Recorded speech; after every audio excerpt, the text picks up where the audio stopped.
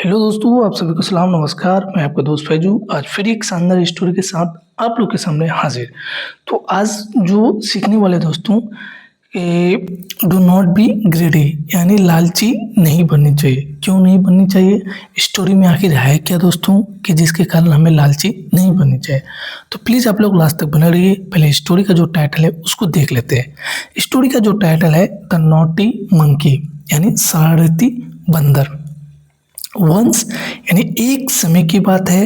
इस तरह के जब भी वर्ड से स्टार्ट हो दोस्तों, ये समझ लो ये आपकी पास्ट की कोई स्टोरी होने वाली है, चाहे काल्पनिक हो या कोई रियल घटना हो। तो ये स्टोरी एक तरह का काल्पनिक है और ग्रामेटिकली भी समझते हैं दोस्तों।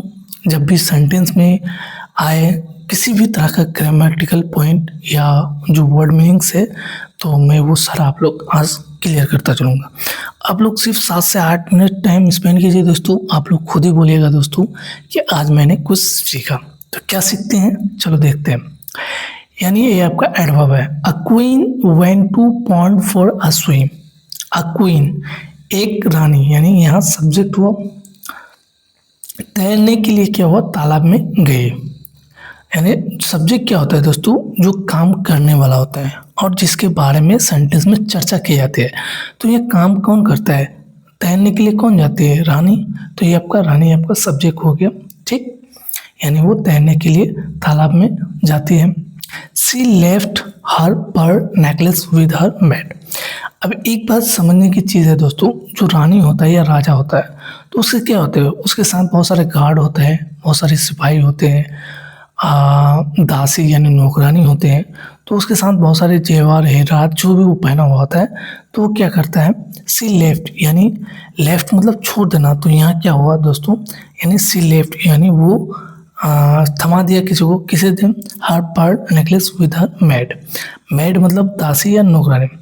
यानी वो अपनी नौकरानी के पास क्या किया, पर्ल मतलब मोती, नेकलेस मतलब हार, यानी अपने मोती के हार को क्या किया, अपने नौकरानी के पास वो थमा दिया या दे दिया, जो बोलो। जब भी इंग्लिश टू हिंदी करें आपको बस एक सेंस लेके जो वर्ड बनता है दोस्तों उसको लेके चलना है। आगे बढ़ते हैं। The necklace was very special, ठीक। जो हार थी वो क्या थी, बहुत ज़्यादा स्पेशल यानी खास थी। किसके लिए थी, टू द क्वीन यानी रानी के लिए दोस्तों। द प्रेशस, इसे प्रेशियस भी बोलता है दोस्तों, जो कि एक सही उच्चारण नहीं माना जाता है। प्रेशस इसका सही उच्चारण है। क्यों सही उच्चारण है, क्योंकि CIOUS इसका उच्चारण होता है सस, यानी precious. Pearls were very expensive too. Precious pearls यानी कीमती मोती या मोतियाँ, वर वेरी एक्सपेंसिव टू यानी कीमती मोतियाँ भी क्या थे, बहुत ज़्यादा महंगे थे। एक्सपेंसिव महंगा। सुन, आप देखो यहाँ थोड़ा सेंटेंस को एम्फेसाइज कर रहा है दोस्तों, यानी एज एडवर्ब के रूप में। यहाँ पे एडवर्ब है। द मेड यानी जल्द ही द मेड फेल एजलिप, यानी हुआ क्या दोस्तों, जो वो हीरे जवाहरात उसको जो भी हार वूर था वो अपने नौकरानी को थमा दिया। तो उससे क्या हुआ, तुरंत ही नींद आ गया, ठीक। फेल एजलिप यानी नींद में पड़ गए वो लोग। And a monkey jumped down from a tree. अब क्या होता है, एक बंदर यानी कोई पेड़ के ऊपर है, वो देखा कि ये लोग सो गया भाई, और वो हार वो जो भी था रखा हुआ था।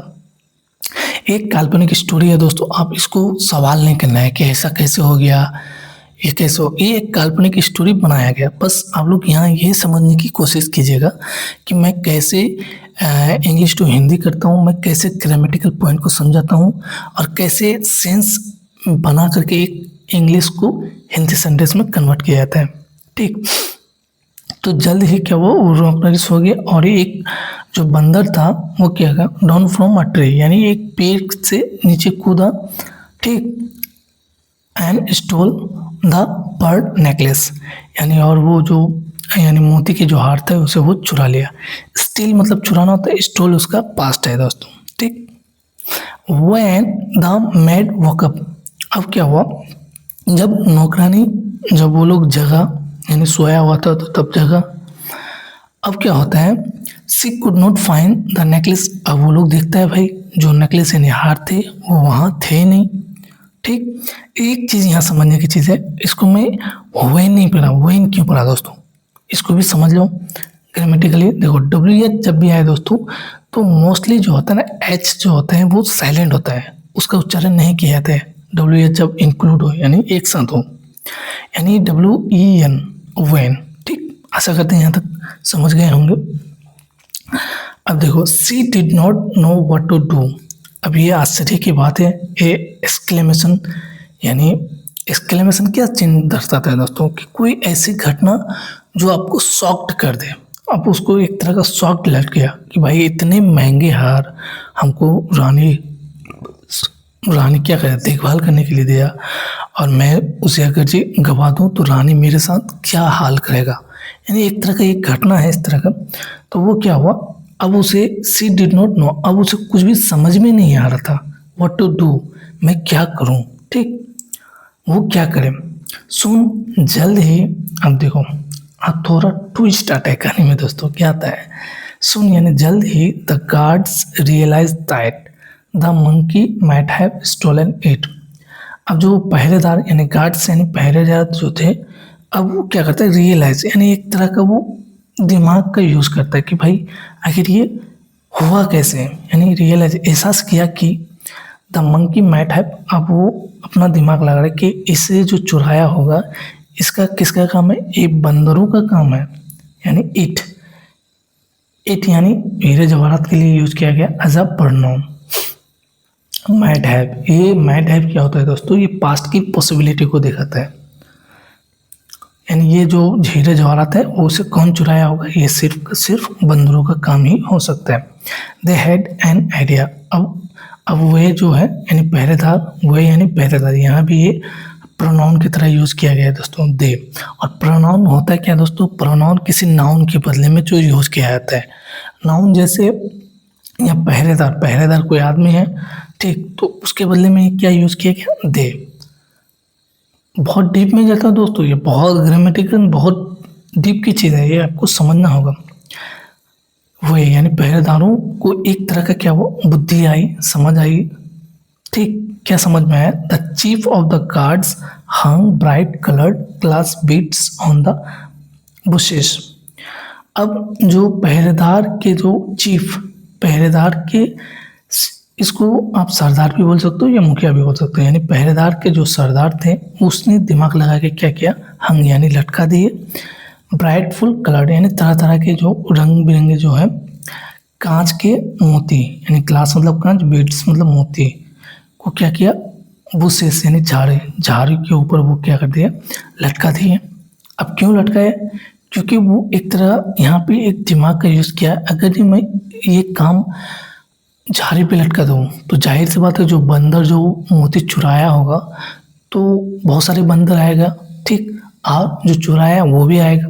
देखो आगे वो लोग का मिशन क्या होता है, the monkey took the beads and war them, यानी जो बंदरें हैं उसने क्या किया, मोती को लिया, बहुत सारे बंदर लिए और उसे क्या कर दिया, वॉर देम यानी उन्हें वो पहन लिया।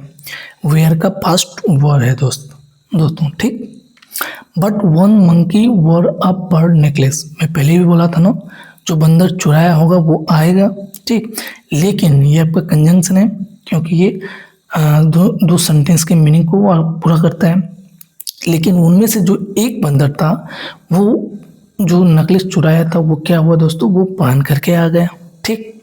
क्यों, क्योंकि जो सिम गार्ड था उसका काम ही क्या था कि मैं ऐसा काम करूं कि जो बंदर चुराया होगा वो भी क्या करेगा, उस नेकलेस को वो पहन करके आएगा, और वो उसका ये मिशन यहाँ क्या हुआ, कामयाब हो गया दोस्तों, ठीक।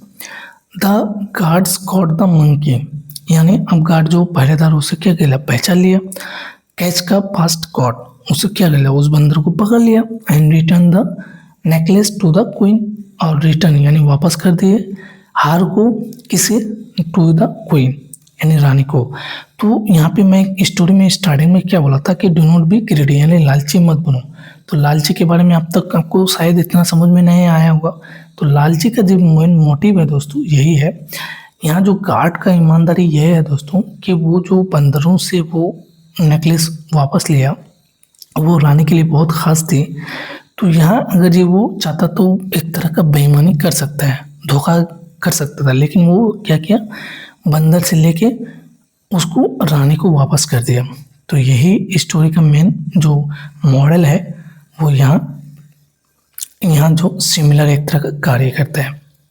The queen rewarded the chief with a bag full of good gold queen's.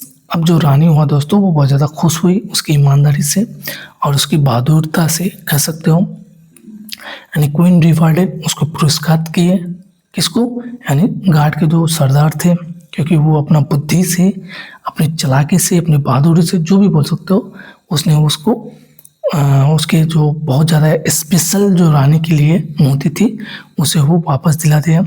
तो उसको इनाम के तौर पर क्या जाता है, with bag full of gold coins, यानी सोने के भरे थैले से क्या कर दिया, उसको इनाम के तौर पे सरदार को दिया। तो स्टोरी कैसा लगा दोस्तों हम लोग कमेंट में ज़रूर बताइए। और कुछ मैं ग्रामेटिकल पॉइंट, वर्ड मीनिंग्स, उसको भी मैं ऊपर में दे दूंगा, देखिएगा आप लोग।